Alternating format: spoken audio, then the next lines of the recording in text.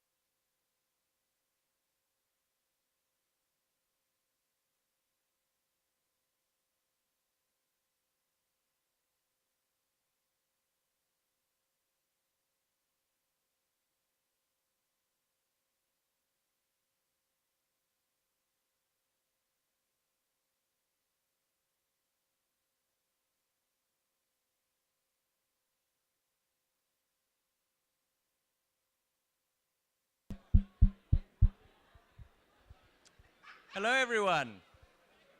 Hello, and welcome. Hello, everyone. Please be seated. Please get settled in.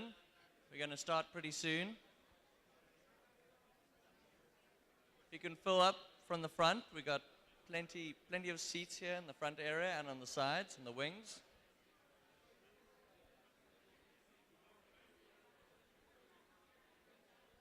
We'll get started in another 2 minutes. You got 2 minutes to get seated.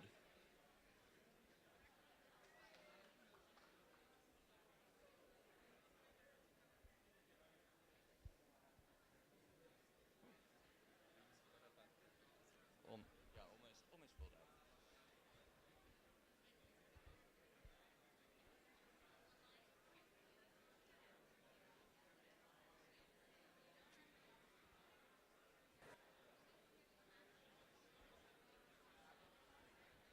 All right, I'm going to ask if everyone can get seated, please. We're going to start. Everyone can get seated, please. We are about to begin.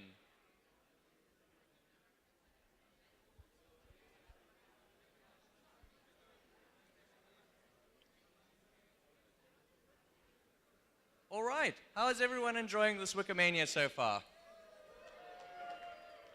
Glad to hear it. Get my notes ready. This is the first plenary address of this year's Wikimania. we've specifically chosen this one as the first one because it provides an important layer of context for this year's chosen theme. Martin Dietas will be presenting on knowledge, equity, and spatial justice on Wikipedia. And I want to give you a quick bit of background on our speaker today, Martin Dietas. He started off life as a programmer and developer. He then fell into accidental academia, becoming an accidental academic, obtained his PhD at University College London, and he is now a data scientist at the Oxford Internet Institute. Please welcome Dr. Martin Dietas.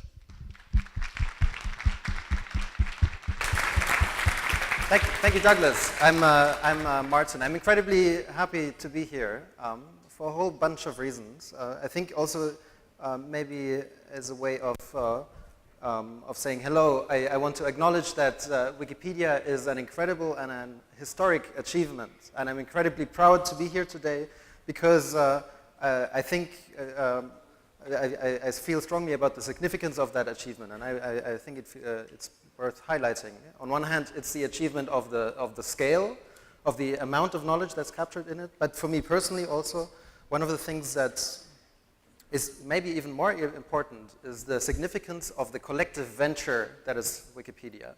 How you Wikipedians come together across your differences and in an ongoing process find a collective purpose and produce a collective output at a scale that, as far as I know, is in mankind's history is unprecedented. So I think you should applaud yourselves for that.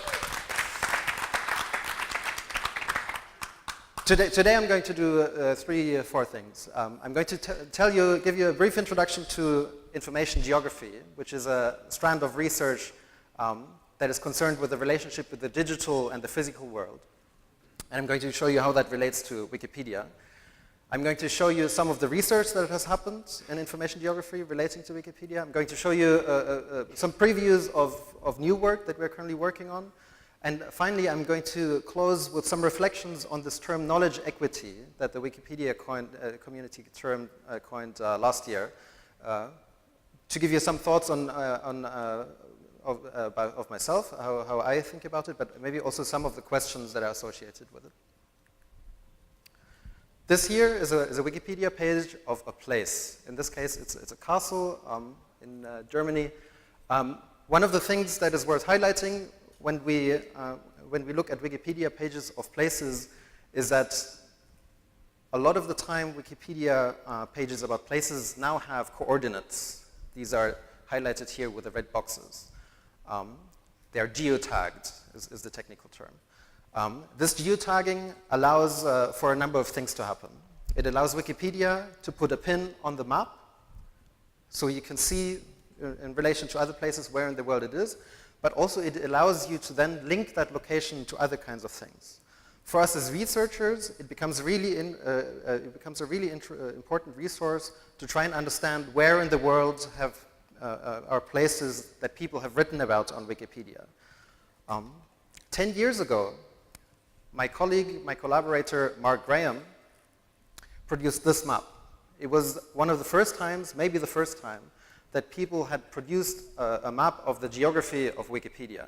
So he took all those geo-coordinates, all those geotags on Wikipedia, identified the countries that they were based in, and then produced this map. So this map shows, on one hand, Wikipedia did, at the time, 10 years ago, did arguably cover the world, but it also showed great inequalities. It showed that certain countries, like the United States, like Central Western Europe, have vastly more content relating to their size than other countries of the world, than the global south.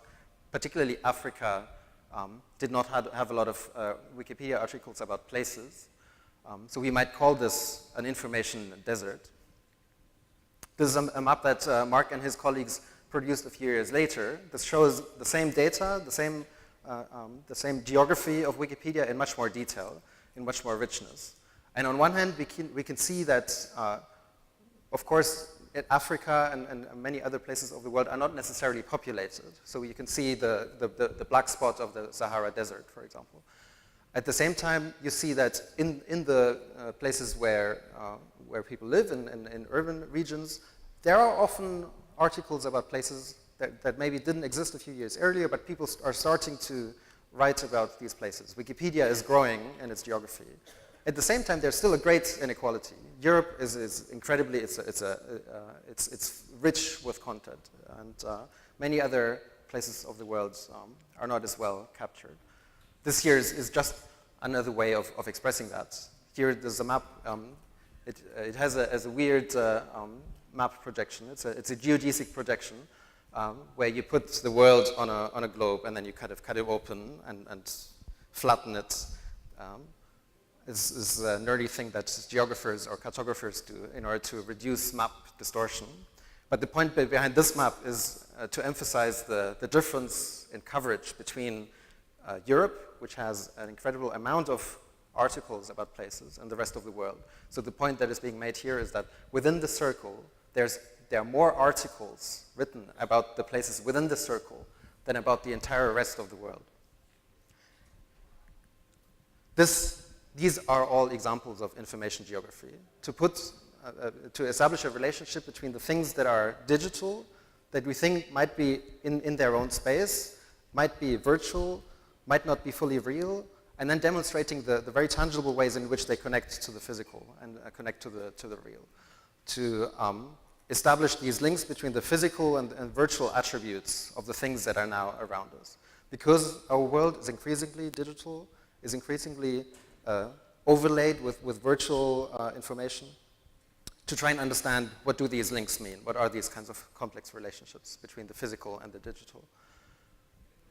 One of the central questions that emerges out of these maps is, on one hand, what are the regions in the world where we have this richness of information and this absence of information? Who are the haves and the have-nots? And on the other hand, of course, it prompts us to ask, why do we see this imbalance? Why do certain regions do so well and others are still struggling to capture their knowledge, to write about their world? It's been interesting for me to participate in today's conversations and also the conversations of the last few days during the pre-events, because it's really apparent that the Wikipedia community is now well aware of a lot of the barriers that are in the way to contribution to participation. I think 10 years ago that wasn't the case, but I think now people are keenly aware. And of course, one of the biggest barriers is just the mere cost, the mere economic barrier to participation. This is a map of the cost of broadband access in relation to the average income. And we see there is a vast difference in affordability of online access throughout the world. In certain countries of the world, we don't even think twice. We might get 2 broadband connections. We have a mobile phone, we have a broadband at home, and we don't think twice about it. And in certain parts of the world, it might cost more than your monthly average income to go online. At the same time, regions that are online don't necessarily participate. So this map here shows the proportion of people who are among the people who are online in each country, how many Wikipedia edits are being produced relative to the proportion of, to the number of people online in each country. And here we see that, again, certainly the global north, certain countries in the global north, relative to their degree of online access, they produce a large amount of contributions. And in other countries in the world where there might not be a lot of connectivity, there's even less content being produced. So I think one thing we are starting to learn is broadband access is maybe necessary, but it's not sufficient in order for people to contribute in the process. So one of the studies that Mark Graham and collaborators published in the last year was on this, what they coined the digital divisions of labor, but also the informational magnetism. I'm going to speak about this in a second. Is the realization that there are inequalities in how the capacity to connect is distributed, but even beyond that, there are still differences in how people then participate. And there are quite complex links and relationships across the world. So here this bar chart here just shows the vast difference in, for regions in the world: Asia, Europe, Latin America, the Middle East and North America, Middle East and North Africa, North America, Oceania, and Sub-Saharan Africa. The amount of content that local people are producing on Wikipedia about local places. We see there are these towers of Europe, of North America, to the extent of Asia, and then these tiny slivers of the rest of the world. So these are regions that might have access, but they don't necessarily participate proportionally. Additionally, we're finding a number of effects that were surprising that make this even worse. One of them is that certain countries in the world proportionally are incredibly active writing about other parts of the world. So we see here from North America these arrows pointing at other regions of the world. This is the amount of content, the amount of edits that North America is producing about these places in the world. So here we can see that North America is a net exporter. There are a lot of North Americans that are writing about other parts of the world, which isn't necessarily a good thing or a bad thing, but the point to make here is the inverse is not necessarily true. In fact, the inverse is almost the opposite. It's that a lot of places around the world are as likely or more likely to be writing about the United States than to write about their own country. And this is where the term magnetism comes from. The phenomenon that certain regions in the world, North America is certainly part of it, Europe as well, have this property that the world wants to write about them to a degree where they might not want to write about their own places. And I think this is something where we don't yet fully understand what is going on here. This might be a question of cultural exports, that people write about cultural artifacts that are now global but are only produced in parts of the world. It might be about the fact that Wikipedia maybe also has a history that is Anglo-centric. So it might also relate to the kind of the community that has formed around Wikipedia. I'm speculating here. I don't want to overemphasize this point. But I think there are relationships here in how these edit flows move across the world that we still don't fully understand. So this is research that has happened in the past. We're now starting to work on new research to go a little bit deeper. On one hand, these were all what I showed you just now. These were all snapshots at certain points in time. We want to see how does it change over time, how does this vary. On the other hand, we also want to go a bit deeper spatially. We want to look at different spatial scales. For example, we want to look at urban scales. We want to see beyond the country scale, what are people writing about, who's writing about what things. So this is an early preview. I'd love for you to tell me afterwards how we can go deeper, what other aspects we should be looking at. The starting point of the research is the realization that in the last 10, 15 years, the entire world is moving online. These here are charts. These are charts to merely demonstrate relative to 2016.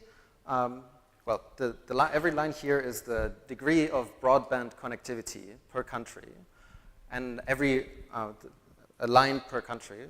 Every block here is a global region.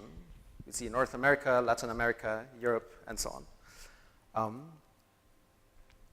And the vertical axis is the degree of connectivity relative to 2016. The point that is being made here with this visualization is that in the last 10, 15 years, every country in the world has increased their connectivity, some of them significantly so. So the world is moving online, and we've not stopped yet. I think there's still potential.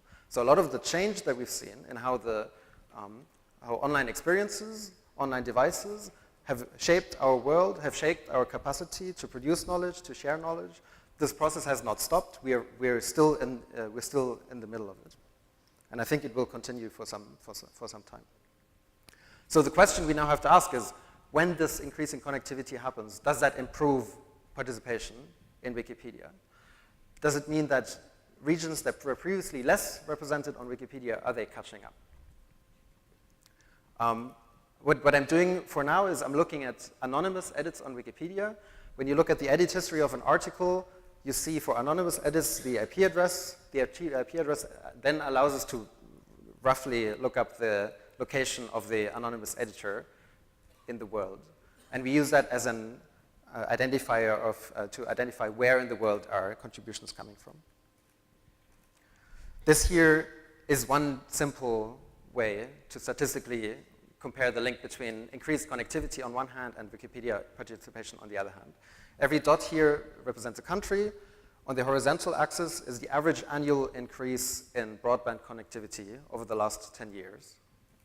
On the vertical axis is the average annual increase in Wikipedia edits over the last 10 years. And both visually, we see that there seems to be a relationship with them, but also statistically in a correlation analysis, there's an association. Countries that had more connectivity tended to end up producing more content on Wikipedia, which is great news, which means as the world is coming online, most likely the world is starting to participate in ways in which maybe previously it wasn't.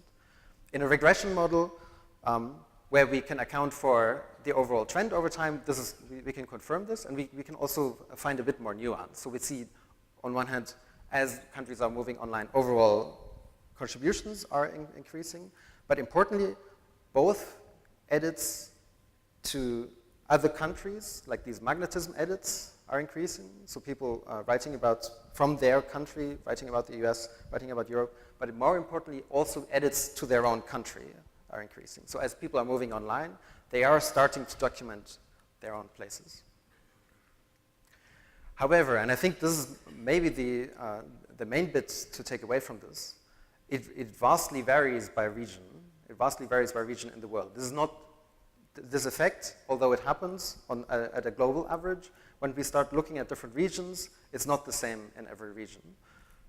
This here visualizes for every region of the world the degree to which this effect takes place, to which connectivity produces increased participation in Wikipedia. And we can see here the blue dot, which is high up, which is North America. Surprisingly, although this is a really mature community already, and a really active community already, they still, with the same amount of increase in connectivity, they have an incredible increase, incredible growth in participation, whereas for most other countries in the world, this effect is much smaller. And for sub-Saharan Africa, it's not even clear what the effect is. It's not statistically significant, which means most likely it's such a diverse region of the world where in certain countries it works well, in other countries it's more complicated. So we don't really fully understand the relationship yet, which means, as we said earlier, connectivity helps, but it's not enough. And sometimes, most likely, we also need to look at other barriers to participation. And this might be contextual. This might depend on where in the world you're looking. So are underrepresented regions of the world catching up? I think the important thing to say is yes, things are improving. As the world is moving online, people are participating more. At the same time, certain regions are growing faster and responding to connectivity more strongly than other regions. So there's an inequality even in the growth, not just in the size, in the existing size of participation, also in the growth of participation. And the most important thing, as I said, this varies by region. So I think as we start thinking about these issues, we have to appreciate the context we're looking at. I don't think it would be fair to apply a global recipe, a global growth recipe to all of Wikipedia. I think we really need to look at the specific context and people's specific circumstances, where what I'm producing here really gives you the crude overview, it gives you the crude direction, but really what is necessary is work where people sit down with potential Wikipedians to try and learn what is the lived experience, what are the concrete barriers. So I was talking about how connectivity relates to participation. Let's just very quickly look at the growth of content over time. This here, by global region, is the amount of geotagged articles as they grow over time. The red line is Europe and Central Asia. vast amount of geotagged content, and it keeps growing. It's quite striking. A lot of other regions in the world, they have a lot of content, and particularly in the last few years, they're growing quite quickly, but you can see there's still a wide margin. Let's put this in proportion. Let's put this in a relationship. And in particular, I want to highlight North and South Africa. So if we compare, in order to understand at what scale are we in Europe compared to Sub-Saharan Africa and North Africa, what I'm doing here is I'm showing the amount of content in Sub-Saharan Africa compared to the amount of content in Europe. And again, for North Africa compared to Europe. So what we see that 10 years ago, Europe had about 20 times more geotagged content than Africa. And in the last few years, you see this incredible period of growth. And I think this is the catching up. This is, in large parts, your success, because in the last few years, there was an increasing awareness of this knowledge gap, of this representation gap, and an incredible amount of initiatives that try to address this. And you see here, I think, when you look at it from this perspective, you can argue previously underrepresented regions are catching up. There's still a vast gap. Sub-Saharan Africa still only has 1/10 of the amount of content of Europe. It is the same size geographically. It has the same population, the same number of people living in it, the same population count, but only 1/10 of the geotagged Wikipedia articles. So its places are not as well documented, but there is growth, and I think that is hopeful. So why does this matter? I think one way in which this matters is, as I think became apparent in a lot of the sessions today, people need to have the capacity to tell their own story. To the extent that they want to, they should have the ability to decide how they are being represented to the world online. This here is a map of Wikipedia edits, and I'm putting in a relationship between the location of the place that is being written about and the location of the editor. And I'm trying to understand for every place in the world, what proportion of edits came from locals, from people with a domestic IP address, again, from among anonymous users. So here we see, this is a bit, we mentioned it earlier a little bit, this is really just a geographic perspective on this, a map representation of this. Certain places of the world are happily writing their own story. There's North America, Europe, parts of South America, Australia, and so on. But certain parts, Africa, China, certain parts of Asia, this is content that is largely written by potentially outsiders, potentially diaspora. We don't know this, but the point is largely written by people who don't necessarily live in that country at the time when they're writing that article. Let's go a little bit deeper.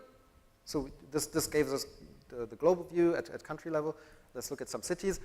We picked 7 global cities: Montreal, Greater London, Brussels, Jerusalem, Nairobi, Johannesburg, and Cape Town. We picked cities that we were vaguely familiar with or where we thought they might be interesting to compare. There are many more cities, of course, that we could have looked at. We chose these 7. Here you see for every city the administrative boundaries of each city and the location of geotagged articles. And this is already quite interesting to look at by itself.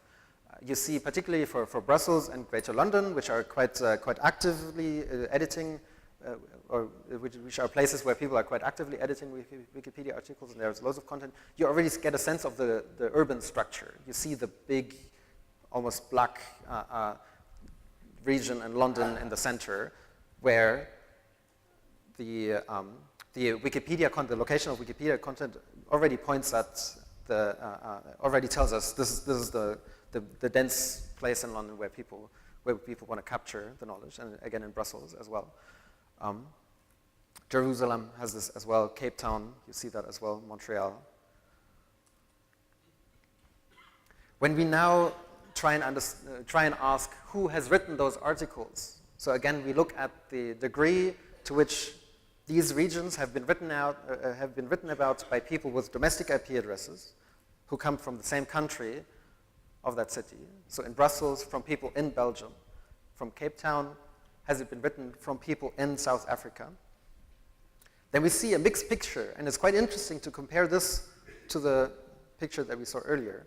So in Greater London, for example, in the top right, there's a fairly low proportion of editors that had local IP addresses, meaning central London, which is the most well-documented place in London, the most well-documented region, has an incredible amount of foreign editors writing about this place. Brussels is the same story. I don't know enough about Nairobi, Montreal, Johannesburg, or Jerusalem. I've not been in those places, so I can't interpret those. But if you're familiar with those cities, I would love to sit down with you today or in the next couple of days and look at those maps and interpret them.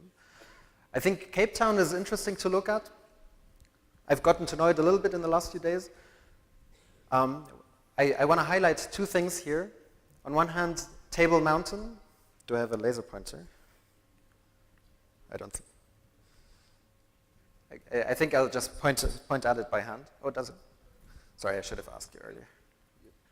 All right, cheers. This here is the center of Cape Town. And right next to it is Table Mountain, which is on the map is here. Table Mountain is, as far as I know, is not populated, it's not inhabited. It's a natural reserve. At the same time, it's also, maybe coincidentally, maybe not, it's also the region that is by far most likely to have been written about by non-domestic IP addresses, by people who are not in South Africa when they're contributing to Wikipedia articles about this place. And the Cape Peninsula Park, which is more clearly visible, is down here, which is here. You see on the map here, the green side of Cape Town has the same property. So these are regions that have apparently a kind of fascination to people from the outside world. Again, maybe this is about tourism. I've not yet looked at those articles, but this is one of the ways in which we can start understanding the relationship between the knowledge that is being produced, the people who produce it, to then try and understand their motivations and the kinds of stories they might be writing about those places. Here on the left we see visualize the magnetism, which is the degree of kind of global fascination with an urban region. This is really just visualizing the number of countries that were involved in writing about these places. And again, both Table Mountain and the Cape Peninsula Park where apparently are of great interest to the world, much more so than, for example, District 6, which is right next to the center, but apparently has much less international magnetism. Who's writing about Cape Town? A lot of people from South Africa, of course, but also the global north and people from other countries. So why do we care? Why does it matter? Let's go back to this observation in the beginning. Information geography is about understanding the relationship between the physical and the digital world. One of the things that is happening that everybody here will be very familiar with is wherever we go, we have these devices with us, our phones, maybe our computers, maybe our smartwatches, if you can, if you want to spend that money. And the surprising thing about those devices, that was maybe part of the initial hope, but maybe also is a surprising effect in its magnitude, is that these devices, as we carry them with us, they shape how we understand the world, how we relate to the world, and then how we act in the world. We might call this a kind of digital overlay, where suddenly the physical and the virtual are merging, and they become the same.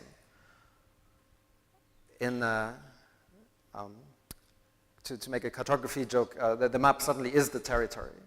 The digital is really the world now, as we know it, where maybe 10, 20 years ago we thought the digital is its own place. They are interwoven in ways in which we don't really fully comprehend yet. So what's happening online now, what's happening digitally, is of great importance to us in the physical world. Whoops. I see. I've got a button to turn this off. One way of illustrating this is, there's a Google Maps screenshot from a few years ago that's Mark made with Matzuk. They looked at Tel Aviv, a map of Tel Aviv, and they searched for restaurants in English. And when they did that, oops. What does that mean? I really should have gotten a tutorial for the, I apologize.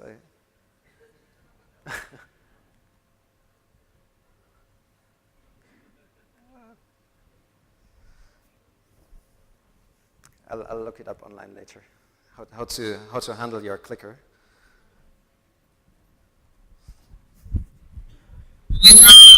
Oh.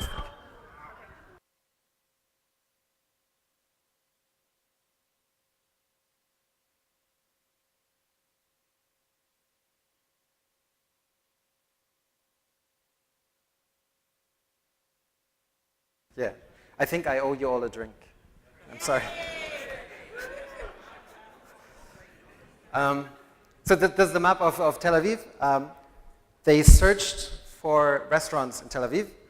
When they search in English, they broadly get results in this region. They search in Hebrew, they broadly get results in a similar region, maybe slightly different, but kind of similar streets.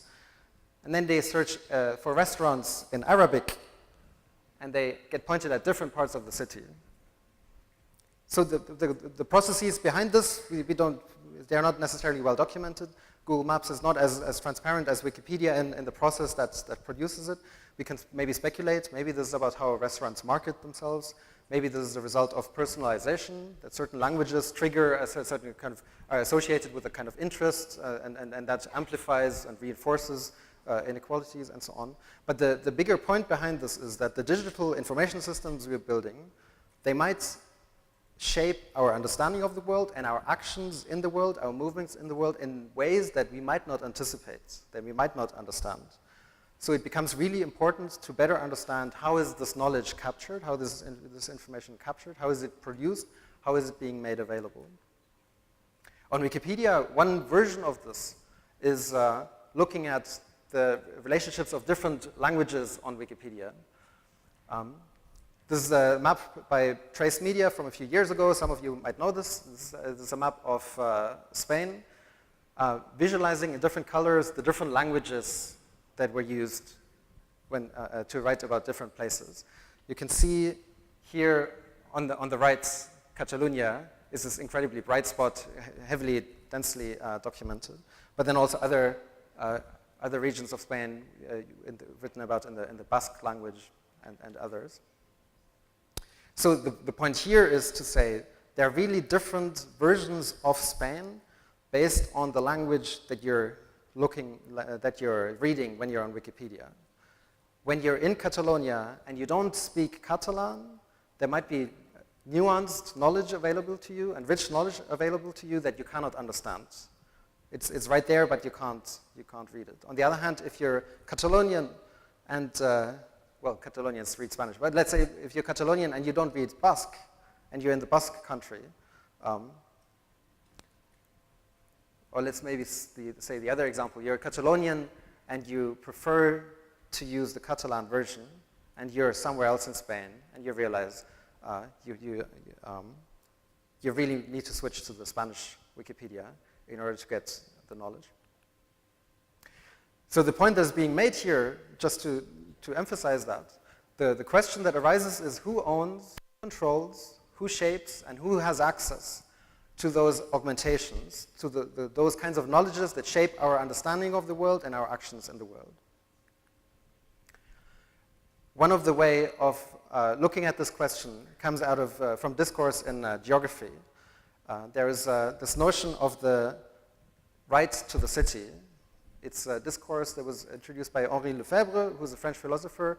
A few decades ago, he observed that cities, urban spaces, are places of encounter and are places of opportunity. And based on that, you can derive an argument that everybody should have access to this opportunity and this kind of encounter. Because being able to be in those places, meet people, and get opportunities for employment and so on, is a transformative experience. it can have a significant impact on your life, having that access or not having that access. He proposed, based on that argument, to the notion of a right to the city. Everybody in the world should have a right to be in the city, to get access to these opportunities. My colleagues Mark and Joe Shaw, they published digital pamphlets, which you can download for free. It's worth reading, on our digital rights to the city. So what they're doing is they're applying the notion of the right to the city, which spoke about urban spaces, and they're trying to apply it to digital worlds, trying essentially to make the same point. Because digital knowledge, digital platforms have this transformative power, like Wikipedia does. Everybody should have the rights to participate in this process and to have access to that knowledge. A couple of months ago, I was at a conference where I was introduced to Dario Taraborelli and to Catherine Maurer of Wikimedia, and they both told me about this concept of knowledge equity, which Wikipedia introduced in strategy discussions last year. I was incredibly happy to hear this term. Who here in this room has heard of knowledge equity? Who here is familiar with knowledge equity? There's at least half the room, maybe more. This is great. As I understand it, it's a term that was coined based on the realization that access to Wikipedia knowledge and access to the capacity to produce this knowledge is unequally distributed. And the Wikipedia community not only acknowledges that, but also agrees to put effort into rectifying this imbalance. There's a Wikipedia page which documents the intention, and I just took out a sentence here which really emphasizes this point. We will strive to counteract structural inequalities to ensure a just representation of knowledge and people in the Wikipedia movement. I was so happy to hear this term because it's an incredibly powerful set of notions, again, quite complicated relationships, placed in a very short and very evocative term. And one of the things that, for me personally, makes it incredibly powerful is it creates a link between the stuff that we work on, between the articles that we write and the knowledge that we capture, between our individual acts and motivations of us as people and our curiosities and our capacities, and the collective purpose, the reason why we are here together, but also the reason why we come together as Wikipedians. And it does it not by enforcing a particular procedure. When you look at that Wikipedia page, it doesn't tell you how to produce knowledge equity. Instead, it comes at it from a perspective of values. It tells us, the text tells us, these are the things that we hold as important. In this moment about what Wikipedia is trying to achieve, they told you, you're crazy. No, we're not crazy.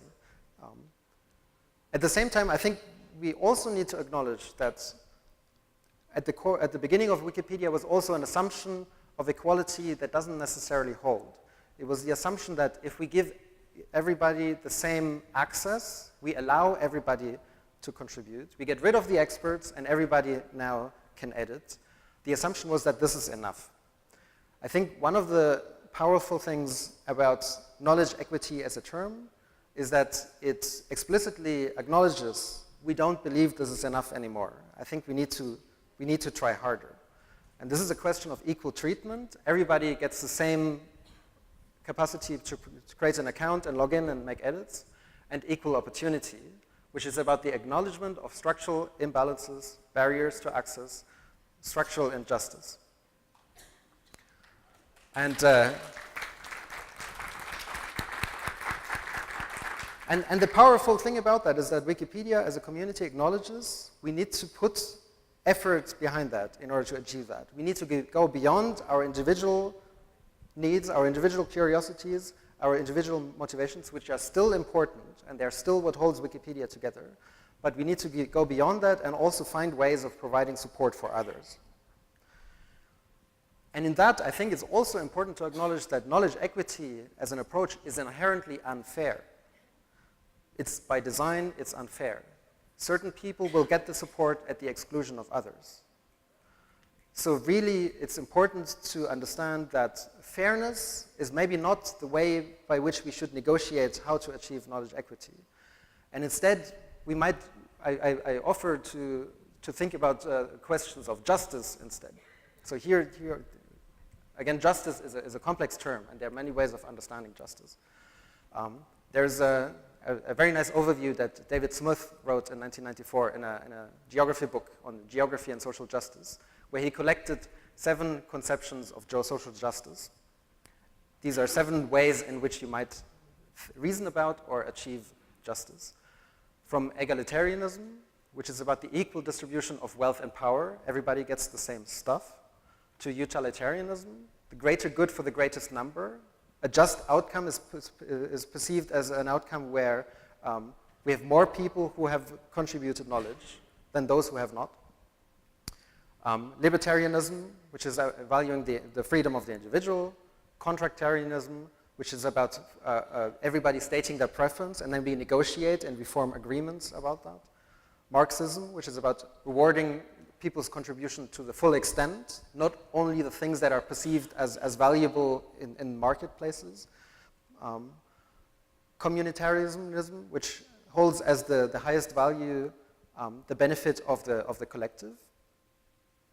Feminism, which is about addressing power imbalances between groups. And I'm sure there are others. These are only 7 ways of looking at questions of justice. And as I say, I'm sure there are others. So which of those do we choose for Wikipedia? What is the social justice model that we plug into knowledge equity? Well, I don't think there is a single model. And I think that's, again, important to acknowledge, that justice is contextual and justice is complicated. It's also good to understand that it's almost never about just picking the one out of the 7. Sometimes it's a combination, sometimes it's all of them that need to be in the room when the discussion happens. But I think the most important part when we're trying to achieve knowledge equity is to look at a particular context and trying to understand the circumstances, the participants and their situation and their capacities and their needs and so on, and to try and specifically articulate what is the injustice that we are trying to address.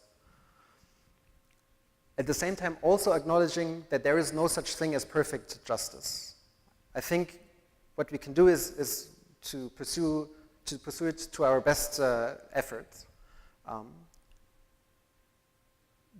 It's important to be aware of tensions that are involved. It's not always possible to resolve all the tensions. And maybe my most favorite part of knowledge equity is it requires us to be actively engaged in the process. There is not a single process or a single recipe of achieving knowledge equity. What really it requires us to do is to unlearn, to get out of our habits, to listen patiently and carefully, maybe even find new language, find new concepts in order to negotiate our collective understanding of a situation.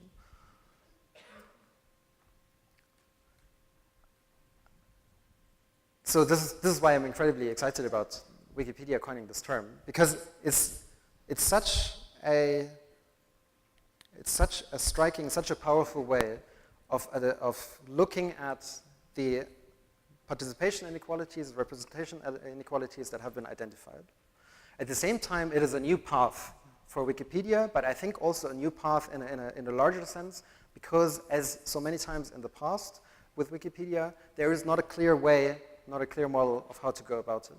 As I was in conversation in the last few days with Wikipedians here and people who already run in their own initiatives to achieve knowledge equity and to achieve justice of representation, of participation, one of the things that struck me is that a lot of the time they do their pioneering work, their frontier work, to their best efforts, making new knowledge, and often get distracted by having to justify their work. It's not always clear to people why this is necessary, why they should be providing this kind of support. Sometimes one of the things that comes back is the observation, well, people already can participate in Wikipedia. Why do we need to spend money on stuff? Or why do you spend your time with stuff and so on? So for me, it's very clear why we're doing this work, and of course we're doing this work, but I also, in the conversation, I acknowledge not everybody comes with this perspective. So I think part of this work of achieving knowledge equity and achieving justice on Wikipedia is also learning how to make the argument. So one of the things that we came together over in the last few days with a few other Wikipedians is we are trying to collect a one-page fact sheet just to, on one hand, illustrate the central inequalities, but also the central intervention opportunities and some of the key initiatives that are coming up, so that people don't have to make the argument all over again, and instead there's a place that we can point at, so people can organize more and argue less. So I would love for you to tell us your version of this. I would love if you have made experiences, if you found yourself in these discussions, or also if you found ways in which knowledge equity can be important,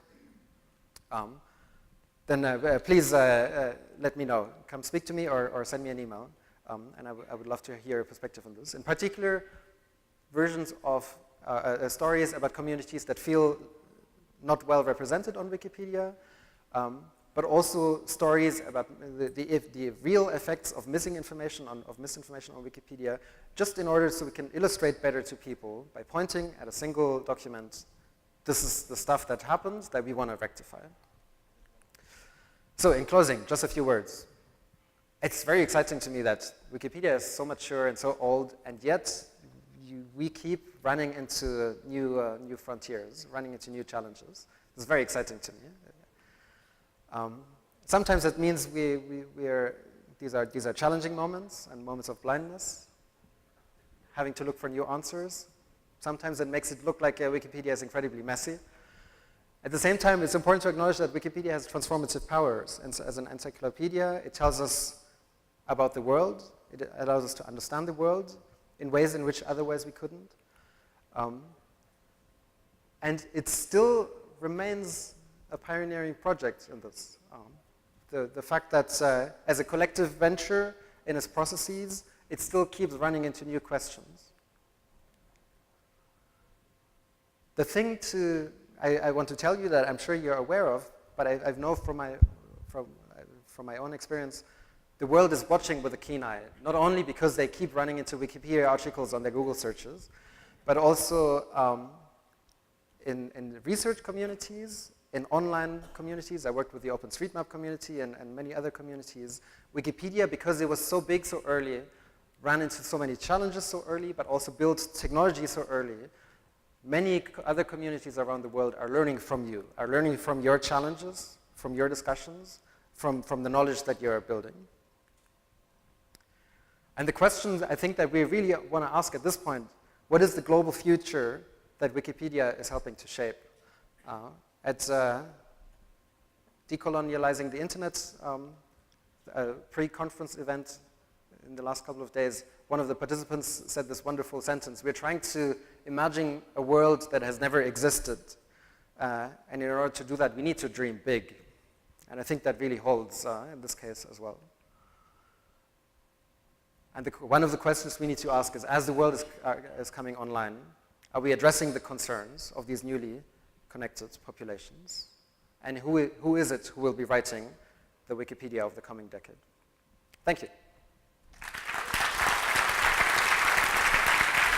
Oh. Thank you so much.